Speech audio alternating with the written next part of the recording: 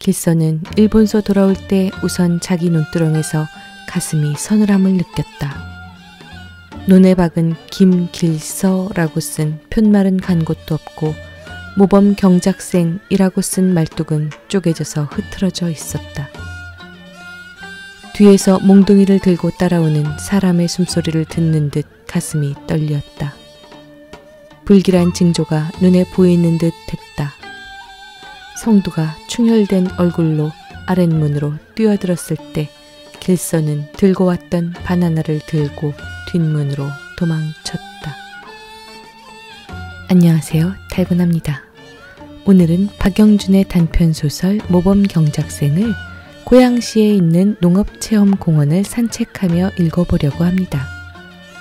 모범 경작생은 일제강점기 농촌사회의 모습을 그린 소설입니다. 주인공 길서는 모범 경작생이에요. 자기 땅을 가지고 좋은 비료를 써서 소출을 많이 내는 사람이지요.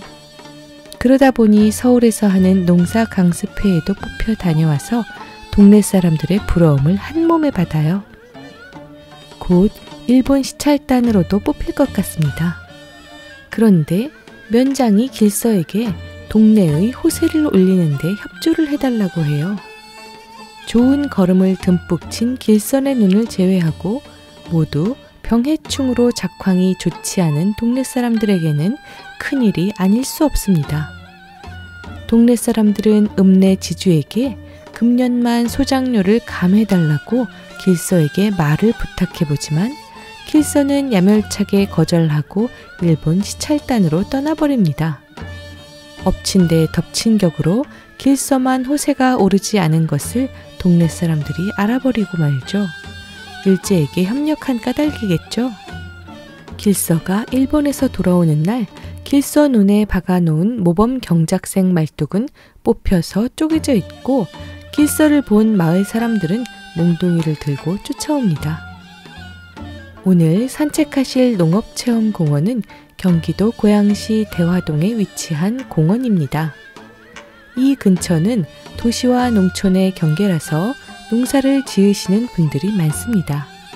하지만 서울로 출퇴근하시는 분들이 월등히 많아요. 농사를 직접 짓지는 못하지만 체험하고 싶은 분들이 주말 농장을 하시는데 농업체험공원도 주말 농장으로 이용되는 곳입니다. 아기자기한 농업체험공원과 주변의 파릇한 모내기한 눈을 보면서 모범 경작생을 들어보실까요?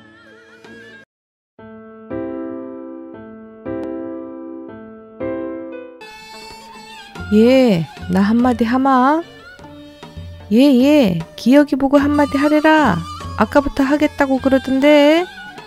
기혁이 성내겠다. 자, 한마디 해보게. 한참 소리를 하는데 이런 말이 나와 일하던 손들이 쥐었던 벼 포기를 놓았고 모든 눈이 기혁의 얼굴로 모이었다. 목청이 남보다 곱지 못하다고 해서 한 차례도 소리를 시키지 않은 것이 화가 났던지 기혁이는 권하는 기회를 놓치지 않고 있는 목소리를 다 빼어 소리를 꺼냈다. 온갖 물은 흘러나려도 오장 썩은 눈물 솟아만 오른다. 같은 논에서 일하던 사람들은 기혁의 미나리 곡에 합세하여 다시 노래를 주고받고 하였다. 깔기죽 깔보디 말고 속을 두르러 말해주렴. 소리를 하면 흥겨워져서 모르는 사이에 일이 빨리 되어가매 일터에서는 웃는 소리가 아니면 노래가 그치지 않는다. 못이나 전대에 배 전대에 전에나 전대로 놀아나 보자. 성두의 논에서 일하던 사람들은 누구 하나 빼놓은 사람 없이 단 한 번씩이라도 목청을 뽑고 소리를 불렀다. 물소리를 출렁출렁 내며 한 움큼씩 쥔 변모를 몇 부리씩 떼어 꽂는 그들은 서로 뒤떨어지지 않으려고 입으로 소리를 하면서도 손을 재빠르게 놀리었다. 그러나 14살밖에 안 되는 성두의 동생은 떨어지는 솜씨에 소리를 한마디 하고 나면 가뜩이나 한 발씩 뒤떨어졌다. 예, 너는 소린 그만두고 모나 잘 꽂아라. 잘못하면 너 때문에 일을 못 맞출라. 성두가 그의 동생 몫을 꽂아주며 하는 말이다. 얘들아, 이번에는 수심가나 한마디 하자꾸나. 아마 수심가는 성두가 가장 나을걸. 다 같이 젊은 사람들만이 모이어 일하는 곳이라 그런지 어떤 이가 이렇게 따라 말했다. 수심가야 성두지. 나야 받기만 하지. 누가 먼저 꺼내봐. 공연히 그러지 말고 빨리 해. 성두는 처음엔 사양하려 했으나 2번 권하는 데는 대짜 소리를 꺼냈다. 그럴 때 마침 옆에 논에서 자동차 온다는 고함 소리가 들려왔다. 그 논에서 일하던 이들이 휘었던 허리를 펴고 달려오는 자동차를 보고 있었다. 저 차에 길서가 온대지? 그러더군. 이런 말이 나자 성두 동생은 논에서 밭을 건너 신장로로 뛰어갔다. 옆엔 논에서도 몇 사람이 자동차가 머무르는 큰 돌이 놓여있는 길가에 모여서서 수군거리었다. 팔자 좋다. 어떤 놈은 땀을 흘리며 종일 일만 하는데 어떤 놈은 자동차만 슬슬 굴리누나. 기혁이가 자동차 온다는 말에 길서를 생각하며 이렇게 말했다. 그러면서도 길서가 부러운 듯 자동차에서 눈을 떼지 않았다. 자동차는 여름 먼지를 뽀얗게 휘날리면서 동네 앞까지 왔으나 기다리던 사람들 앞에서 머물지를 않고 그냥 달아나 버렸다. 동네 서쪽 조그만 산을 돌아 가물가물 사라질 때까지 모여섰던 사람들은 다시 수군거리며 제각기 일터로 돌아갔다. 성두 동생이 돌아왔을 때 일꾼들은 남의 일이 아니면 자기들도 신장로까지 나가보고야 말았으리라고 수군거리며 다시 모를 꽂기 시작했다. 오늘 온댔으니 꼭 올 텐데. 성두가 못단을 왼손에 주며 말했다. 글쎄 꼭 올 텐데 요새 뭐를 못 내면 금년에는 상을 못 할 거 아냐. 기울어지는 햇살을 쳐다보며 진도아비가 말했다. 너 원통할 게 뭐에 있니? 길서가 상을 탄데도 너는 맞고 한 대 못 얻어먹어. 이 자식아. 기혁이가 툭 쏘았다. 그래도 오려고 한 날에는 올 텐데. 은근히 기다리던 성두가 다시 말했다. 길서는 그 마을에서 가장 칭찬을 받는 사람이다. 물론 사촌 형벌이 되면서도 기혁이 같은 몇 사람은 길서를 시기하고 속으로는 미워까지 했으나 동네 전체로 보아 보통 학교 졸업을 혼자 했고 군청과 면사무소에 혼자서 출입하고 공부를 많이 한 사람에게도 지지 않을 만큼 동네 사람들을 가르치며 지도했다.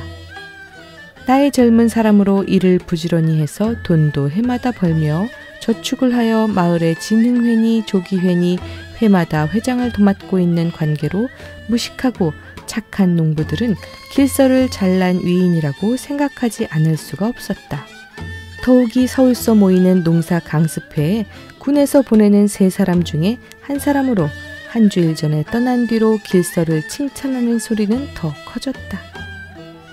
평양 구경도 못한 마을 사람들이 서울까지 가서 별 한 구경을 다 하고 돌아올 그에게서 서울 이야기를 들을 생각을 하니 그의 돌아옴이 기다려지는 것도 할 수 없는 일이었다. 점심을 먹은 뒤 한 번도 쉬지 못하고 성두의 논에서 일하던 사람들은 논두렁으로 올라가 담배를 피우기로 했다. 다른 동네에서는 점심 뒤 한 번도 쉬는 참에는 새참을 먹는 것이었으나 이들은 몇 해 전부터 그런 것을 잊어버렸다. 그래서 밥은 못 먹어도 그저 몸이나 쉬는 것이었다. 길선에만 내놓고는 전부가 소작으로 사는 그들이 여름철에는 보리밥도 마음대로 먹을 수가 없는 터에 새참쯤은 생각도 못했다. 나도 돈이 있으면 죽기 전에 서울 구경이나 한번 해봤으면 좋겠다. 진도아비가 드러누워 풍뎅이로 얼굴을 가리며 말했다. 나는 평양이라도 구경해보고 죽었으면 좋겠다. 신문지 조각으로 희연을 말아 침으로 붙이던 성두가 웃었다. 하늘에서 돈이나 좀 떨어지지 않나? 풀 위에 엎드려 풀을 손으로 뜯던 기억의 말이다. 여름 하늘은 구름 한 점 없이 맑았고 곡식의 싹이 돋은 들판은 물들인 것 같이 파랗다. 그런데 금년엔 나도 길선애처럼 금비를 사다가 한번 논에 뿌려보았으면. 길선은 밭에다 조합비료래나 암모니아를 친대. 그것을 한번 해보았으면 좋겠는데 하고 성두가 말할 때 진도아비는 벌떡 일어나 앉았다. 말 말게 골매서는 누가 돈을 빚내다가 그것을 했다는데 본전도 못 빼고 빚만 남았다네. 그럼 웃동네 1호기네도 노갓대더라. 설사 잘 된다 한들 우리가 많이 먹을 듯하나? 소장료가 올라가면 그뿐이야. 기혁이가 성난 것처럼 말했다. 얼마 전에 지주한테 가니까 1호기 칭찬을 하며 우리가 금비 안 쓴다는 말을 하던데? 글쎄 말이야. 금비라는 게 또 못살게 하는 거거든.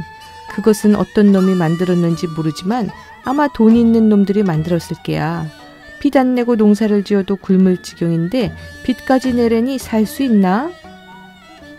기혁이가 큰 소리를 할 때 진도아비는 무엇을 생각하고 있다가 말을 꺼내었다. 길서야 돈 있고 제 땅이 있으니 무슨 짓인들 못하리.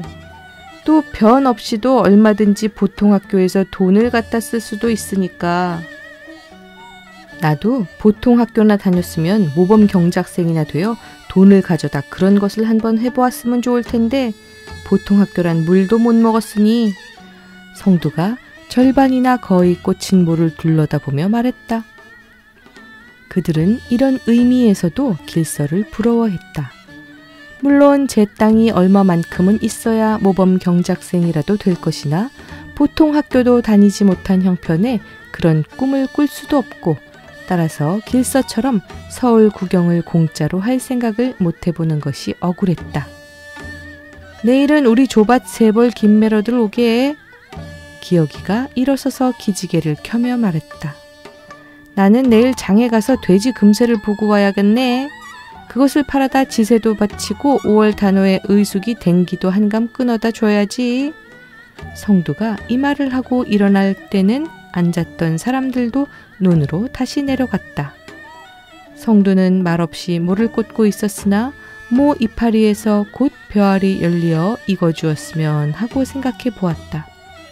1년의 벼를 2번만이라도 거둘 수 있다면 돼지는 안 팔아도 좋을 것이라 생각되었던 까닭이다.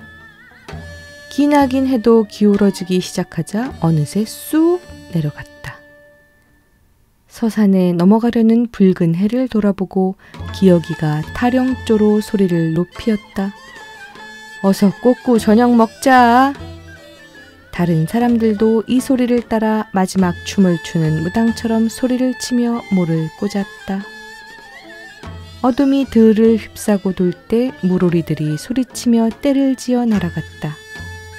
성두의 논에서 큰 개뚝을 넘어 김매로 갔던 그의 손아래 누이 의숙이는 국수집 딸 얌전이와 같이 못 꽂는 논두렁을 지나갔다. 의숙아, 빨리 가서 저녁 지어라. 원 이제야 가니? 성두의 남동생이 의숙이를 보며 말했다. 하며 의숙이가 고개를 돌렸을 때 기혁이가 말을 붙이었다. 길서가 안 와서 맥이 풀리겠구나. 하며 다시 얌전이에게 말을 했다. 오늘 저녁 너희 집에 갈까? 의숙이와 얌전이는 꼭 같이 눈을 떨구며 길을 걸었으나 의숙이만은 얼굴을 붉히었다. 개뚝에 가려 자동차를 못 보았으나 그래도 동네에 들어가면 길에서라도 길서가 자기를 불러줄 것을 은근히 생각하던 의숙이었다. 먼지 묻은 적삼이 등골에 흐른 땀에 뻘개졌고 장흙을 뭉갠 듯한 치마가 걸을 때마다 너풀거리었다. 예, 길서가 안 왔대지? 얌전이가 말을 꺼냈다. 글쎄, 누가 아니? 공연히 그러지 마라. 눈물 나오면 울어라. 그런 때 울지 않고 언제 울겠니? 나 같으면 그까짓 거 막 울겠다. 이름만이 얌전이며 사실은 동네에서 제일 가는 말괄량이로 아직 시집도 가기 전에 서방질까지 했다고 하지만 의숙이는 그의 말이 그다지 밉지가 않았다. 하루라도 보지 못하면 가슴이 답답한 듯하여 안타까워하던 길서를 한 주일이나 두고 보지를 못하다가 오늘에야 만나려니 했던 마음을 얌전히 많이 알아주는 듯하기도 했다. 예, 사랑이라는 게 뭐니? 함께 살지도 않으면서 사랑을 할 수 있니? 나는 그래도 기억이를. 무슨 소리나 가릴 줄 모르는 얌전이는 하지 않아도 좋을 말을 하면서도 전에 없던 진정을 보였다. 누군 사랑이 뭔지 아니? 그래도 너는 길소 오래비하고 사랑한대두구나. 몰라 얘. 마을은 조용했다. 어슬어슬해가는 들에서는 낮에 먹은 더위를 식히고 마시었던 먼지를 토하는 듯 벌레들이 목청을 가다듬어 울고 있었다. 의숙이와 얌전이는 집에다가 호미를 두고는 꼭 같이 우물로 나왔다. 의숙이는 바가지에 물을 떠서 한 손으로 물을 쏟아 얼굴을 씻고 머리털에 묻은 물방울을 손으로 튀긴 뒤에 흙에 빨개진 고무신과 발을 씻고 있었다. 마침 그때 동이를 옆에 끼고 오던 마을 여편네가 길서가 이제야 온다는 것을 알려주었다. 예, 길서 오래비가 온대. 개들이 짖는 데쯤 온 게다. 하며 얌전이가 만나보기나 한 것처럼 말했다. 개 소리가 커지며 또 가까워 올수록 의숙의 마음은 들먹거리었다. 고무신도 마저 씻지 못하고 물동이를 이고 집으로 돌아갈 때 그는 혹시 길에서나 만나지 않을까 하여 가슴을 더 졸이었다. 집에 가서 아무 정신없이 돼지죽을 바가지에 담아가지고 돼지우리로 나갈 때는 설마 길서가 자기 옆에 와 있으려니 했으나 울걱거리는 돼지에게 죽을 쏟아주고 섭섭히 돌아설 때까지 길서가 자기를 만나러 오지 않음이 원망스러웠다. 그러나 대문으로 돌아 들어가려 할 때 귀에 익은 기침 소리가 의숙의 발을 멈추게 했다. 역시 길서의 소리가 틀림없었다. 의숙이는 작년 여름 설레이는 가슴으로 길서를 대하게 된 뒤부터 동네에서도 거의 알게쯤 사이가 친했건만 아직까지 어른들에게는 눈을 숨기고 있는 사이라 마당 옆 낫가리 밑에 숨어 길서를 만났다. 잘 있었니? 네. 자동차를 타고 올려다가 몇 시간 걸으면 75전이나 굽는 걸 공연히 타고 오겠든. 빨리 너를 만나고 싶기는 했지만. 의숙이는 아무 대답도 못했다. 울렁거리는 가슴은 그저 널뛰듯 뛰었고 고개는 들고 있을 수 없게 늘어지기만 했다. 매일같이 만날 때는 어느 틈에라도 웃어 보이었고 말을 한마디만 해도 기쁜 생각이 들솟았건만 며칠 떠났다가 만났음인지 공연히 가슴만 떨렸다. 그날 밤 동네 사람들은 서울 이야기를 들으려고 길선의 마당으로 몰려들었다. 소 먹이러 갔던 어린애들은 밥술을 놓기 전에 뛰어와서 멍석을 차지하고 앉았다. 마당에는 빨랫줄에 남포등이 걸려 금세 꺼질 것처럼 바람에 홀딱홀딱했다. 육군에게 남포등을 내다 건 것이 길선애로서도 처음인 만큼 마을 사람들도 보통 때의 윷놀이와는 달리 말들을 적게 했다.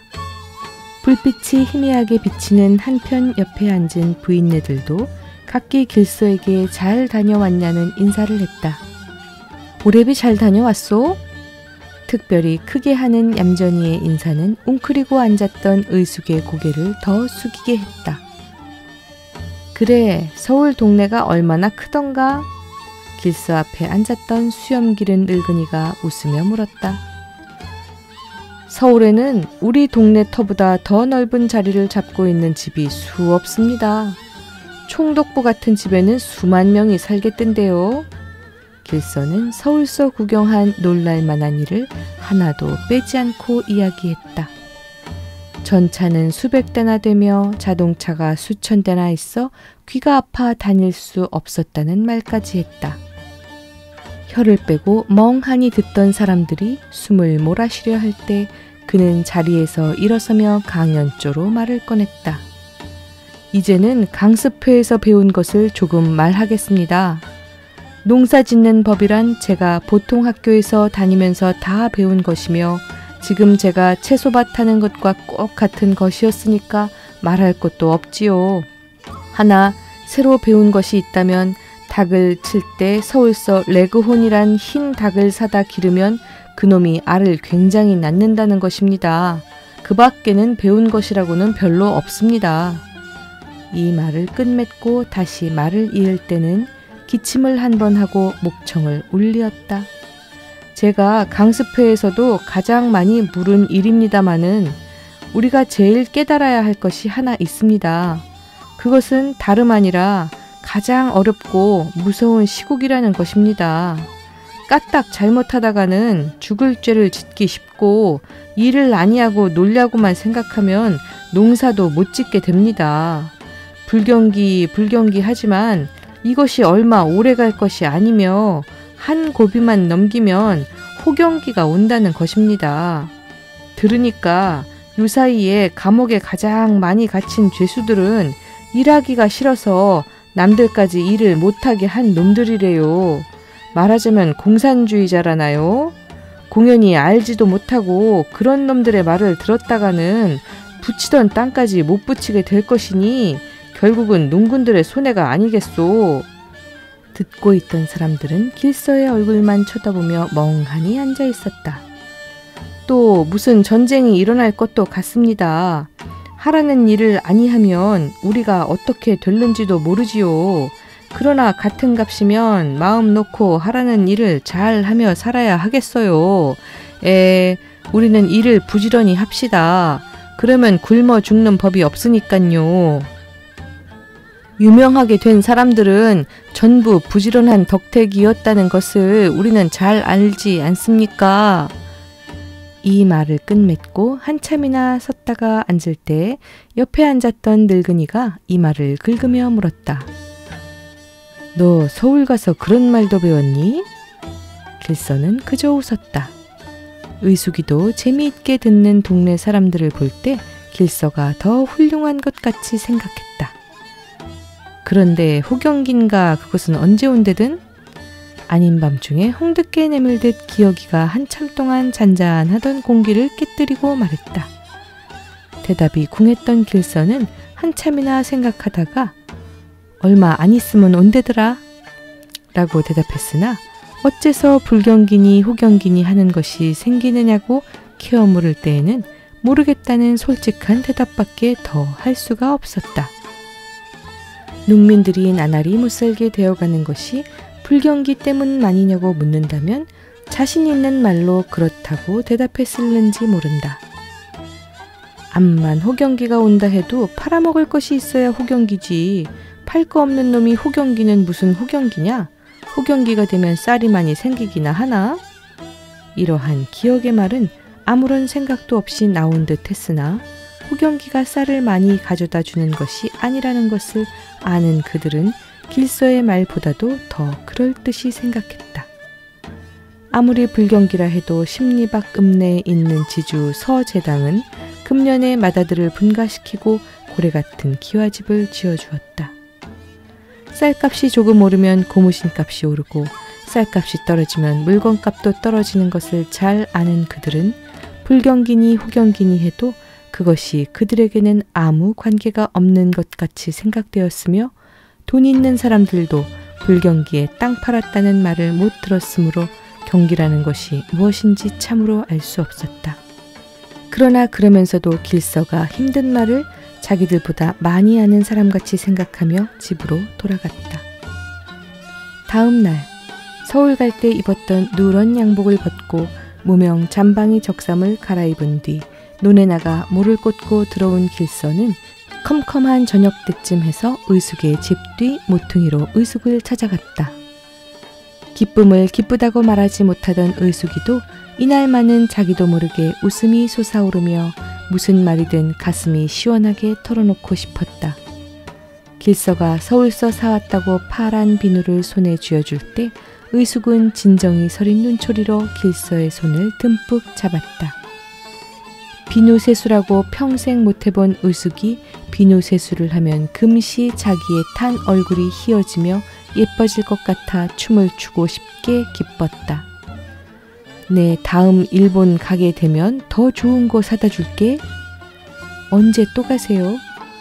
가을에는 도에서 3사람을 뽑아 일본 시차를 보낸다는데 뽑히기나 할는지 모르지만 뽑히겠죠 뭐. 자신 있는 듯이 의숙이가 말할 때 껌껌한 데서 사람 소리를 들은 강아지가 깡깡 짖으며 뛰어나왔다. 무서운 호랑이나 본 것처럼 그들은 뒤돌아볼 새도 없이 굴뚝 뒤로 몸을 움츠렸다. 가슴속에서 뛰는 심장의 고동을 제각기 남의 가슴속에서 들었다. 그놈의 개새끼가 사람을 놀라게 하는 하며 숨을 내쉬고 일어설 때 그들의 손은 꼭 잡혀 있었다. 의숙이는 길서를 떠나서 몰래 집 안으로 들어가서 비누를 괴 속 깊이 넣었다가 한 번 다시 꺼내보고는 마당으로 나와 어머니와 오빠와 동생이 앉아있는 멍석으로 갔다. 그러나 길서의 품에 안기었던 생각만이 가슴에서 떠나질 않았다. 그래 4원 80전을 받고 팔았단 말인가? 그의 어머니가 성두에게 하는 말이었다. 그럼 어떡합니까? 그거라도 팔아서 용돈을 써야지요. 우선 지세도 밀리고 아직 보리 빌 때까지 먹을 보리도 사야 하지 않아요? 또 단오 명절도 가까워 오는데 돈 쓸 데가 없어서 그러십니까? 아니, 그런 줄은 알지만 큰 돈을 만들려고 했던 도야지를 너무 일찍 팔았단 말이다. 누구는 모르나요?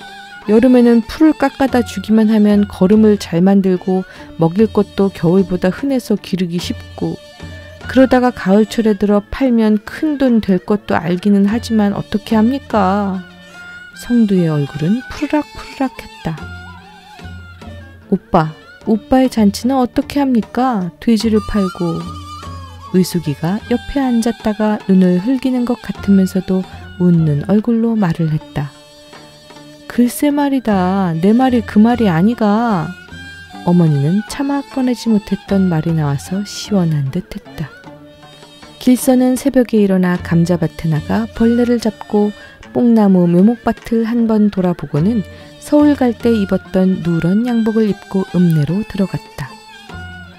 먼저 보통학교 교장에게로 가서 제 손으로 만든 빗자루 5개를 쓰라고 주고 모를 다 냈으니 비료를 사야겠다고 25원을 취해 가지고는 뽕나무 묘목에 대한 이야기를 하려고 면사무소로 들어갔다. 리쌍 잘 왔소. 한턱 내야지. 오늘은 리쌍의 점심을 얻어 먹어야겠군. 세금 못 낸 사람을 잘 치기로 유명한 뚱뚱한 서기가 길서가 들어서자마자 말을 했다. 한턱은 점심때 내기로 하고 묘목은 언제 가져갑니까? 퍽 자랐는데. 이번에는 돈을 좀 실하게 받아야겠는데요. 한턱만 내면야 잘 팔아주지. 4개만 곱게 보이란 말이야. 값을 정해서 갖다 맡기면 그만이니까 누가 무슨 소리를 감히 해내나? 연석이는 농담 비슷하게 웃었다. 허리를 구부리고 복종하는 농부들은 절대로 마음대로 할 자신이 있다는 듯한 호걸 웃음을 웃었다. 일본으로 보내는 사람을 뽑을 때도 면장을 시켜서 잘 말하도록 할 테니 그저 한턱만 내요. 그것은 염려 마십시오. 술 한 병이면 녹초가 될걸. 그러면서도 얼마나 먹는 듯이. 하하하하. 길서는 진정으로 한턱 내고 싶기도 했다. 묘목만 잘 팔아주면 예산 이외의 돈이 수십원 들어온다는 것을 모를 리 없었다. 그때 뚱뚱한 몸에 맵시 없는 의복을 입은 면장이 들어와서 길서 앞에 섰다. 길서는 인사를 하고 서울 갔던 이야기를 보고했다. 보고를 듣고 수고했다는 말을 한 뒤는 곧장 그런데 이번 호세는 자네 동네에서도 조금 많이 부담해야겠네.